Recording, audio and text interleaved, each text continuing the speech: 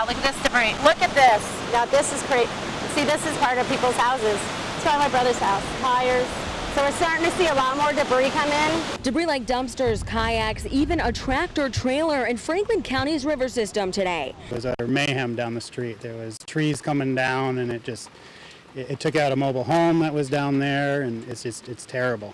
Irene's aftermath created a dangerous disaster zone. Officials across the county enforced mandatory evacuations. It's been crazy. The roads are closed. We're heading back to Turner soon before we can't get back there. Roads have closed all down through Deerfield. This was a scene in Buckland, in Charlemont, Ashfield, and in Greenfield, any town close to the water. Now here in Shelburne Falls off Route 112, the waters are so powerful. You can see that it's taken off some of the road here. There's even a vehicle in the trees that was on the road but was swept away. I think it's one of the craziest things I've seen. The Green River in Greenfield overflowed its banks and is still rapidly rising right now. It's come up in the last 15 minutes about, what, 4 feet? About 4 or 5 feet? Environmental police and Greenfield fire crews rescued 3 men from Greenfield's water plant that was underwater in only minutes. Very dangerous operations here. Very extremely dangerous there. The current run is so fast, it's overriding the bridges. We recommend that all people stay at home today. Don't come out, sightsee. Wow, look at this debris. Look at this. Now this is crazy. Rolling river waters splash through Shelburne Falls as residents can't believe the scene before their eyes. Water was frighteningly high. It was just petrifying to watch it. It looked like it was a movie? Yeah, it looks like it was a movie. The small Franklin County town was nearly underwater today as Hurricane Irene left her mark. I watched everything the whole day. Come passing down here, a raging river. That's what it was a raging river. Businesses flooded, entire structures carried away from their foundations, crashing, taking the roadways with them. I was in awe, I was in shock. I had no idea that it was so strong. Now here in Shelburne Falls off Route 112, the waters are so powerful. You can see that it's taken off some of the road here. There's even a vehicle in the trees that was on the road but was swept away. So it was very fast and it was very frightening. The small town that attracts tourists every year is now left to pick up the pieces. We're at one of the most popular tourist attractions here in Franklin County, and you can see it's just taking a beating. That is the Bridge of Flowers right there, but believe it or not, the water has actually receded in the last couple hours. The State Police Emergency Response Team stationed till tomorrow morning, but as residents are forced out for the night, town officials say their evacuation times could run longer than expected. We probably have 3 to 4 days of water left in our 2 tanks. So do you think people will have to evacuate after day 4? I don't know. I don't know what they will have for water at this point. We haven't got that far yet. Only way into Holly right now is by air helicopters. About 100 residents are stranded in the small Franklin County town of Holly. There is no plan to air vac those individuals out. But help is on the way. Also today, doctors and FEMA officials flew into Holly to bring supplies and a radio system to communicate with them. They are safe in place. There needs to be face-to-face communication with them. But the task at hand is to supplement local DPW and rebuild some of the access roads into that community and others. CBS 3 Springfield's Natalie Tolomeo got into the town, and she joins us live from I-91. She has incredible video you'll only see on CBS 3. Natalie. Jennifer, that's right. Many roads here in Franklin County are closed and impassable because of the storm. That includes 91 South, and this is the traffic backup. You know, the detour goes for miles into Greenfield, and you can see as these people are stuck in a jam trying to get to their destination, they're lucky because on the other side of Franklin County, some have been trapped for days. This is the dramatic impact Tropical Storm Irene has left for the tiny town of Holly. Most roadways are completely destroyed, and for the past 48 hours, residents were isolated, some confined to their homes. The last 48 hours around here has been pretty hectic. We were cut off completely. No communication, no road travel.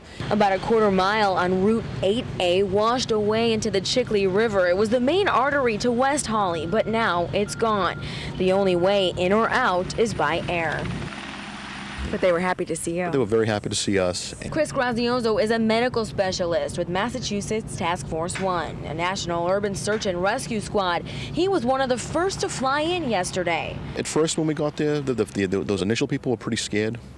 They thought that they were trapped away. There were reports of houses that they saw going by in the river. Officials brought food, water, generators, and a radio to the town of about 350 people. One woman was flown out for medical reasons, and crews made several trips, making sure remote areas were accounted for. Road travel was impossible. And they had to kind of, wade through a stream and then walk about 3 miles uphill, of course, to these other homes. A lot of the dirt roads which would facilitate escape and moving supplies in otherwise were also taken out. And as the Army Corps of Engineers start to rebuild, members of the Franklin County town say the community will pull through like it did during the storm. There's a lot of farms around here, so everybody pitches in and tries to help one another out. Now, that school committee member you just heard from was able to send a single message, one fax to state police to notify them that the town was trapped. He estimates it'll take months to make all the necessary repairs to infrastructures, and the start of school has been delayed. That's the latest live from Franklin County. I'm Natalie Tolomeo, CBS 2 Springfield. Shelburne Falls is dealing with problem after problem after problem thanks to Tropical Storm Irene. But raging river waters caused the biggest problem on Sunday when the town's wells completely flooded. Being very, very careful about whenever we turn on the faucets. For 3 days now, residents have been told to conserve as much water as possible, and they have been. The supply that was estimated to dry up today has enough H2O to go longer than initially expected. Arthur Henry Phillips is the Emergency Management Director for Shelburne Falls. Our water is holding out a lot better than what we first assumed, so we're still right around a couple of days worth of water. We're trying to wash only the essentials in terms of what we need and being very careful about the dishes we use. But yeah, baths are definitely limited. The gardens are on their own. Jennifer West and her family never thought the Franklin County town would have to worry over water. No, I never imagined that anything like this would be happening around here. But officials don't know how long this happening will last. They're waiting to find out if the drinking supply system is safe. If we have to chlorinate, we'll chlorinate. If we don't have to, we'll start filling tanks. Our biggest concern is water to the residents. Tomorrow, officials say the results from contamination tests should be in, and if all goes well, we'll start filling our tanks. But if it's not, when it comes to town water, residents will continue saving, spending, and skimming off water that's been stored. This is what we're down to now of our reserved water.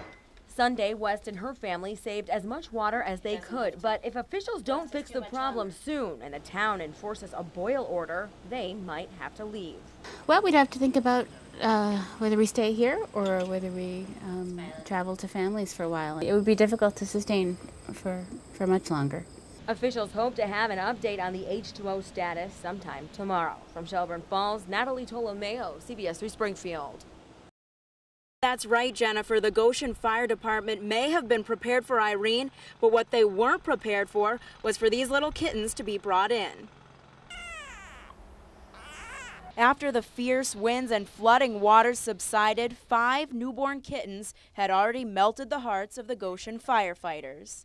It was actually a break from the day's activities because we were busy throughout the day worrying about the storm.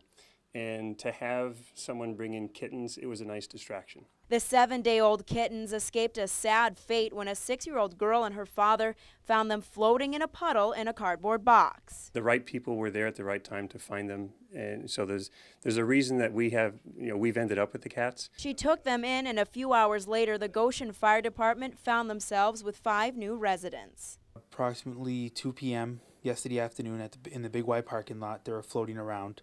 Him and his 6-year-old daughter picked out the survivors. Goshen's animal control officer Kyle Mazurvi took the kittens in and has been watching over them ever since. I was called at about 4:45 yesterday afternoon, and when we picked them up, they were brought up here, and all the members of the Highland Ambulance crew that was on duty and the fire department that was here helped in taking care of them.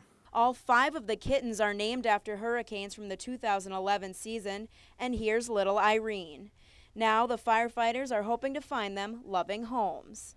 There's a lot of people that are showing excitement about them. Now all we're looking is for someone to come and take them home. Now the kittens were brought to the vet this morning. They were all given a clean bill of health, and if you'd like to adopt one, you can contact the Goshen Fire Department in Goshen. I'm Charisse LeClaire, CBS 3 Springfield. In Shelburne Falls, things are starting to get back to normal after Irene. But there's still a long way to go.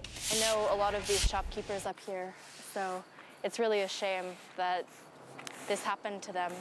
Today, area students cleaned up downtown. Even though the Deerfield River's water line is pretty much back to normal, it's left tons of dirt and mud on the streets. Our job is really just to sweep it off of the pavement and get people's business looking a little better.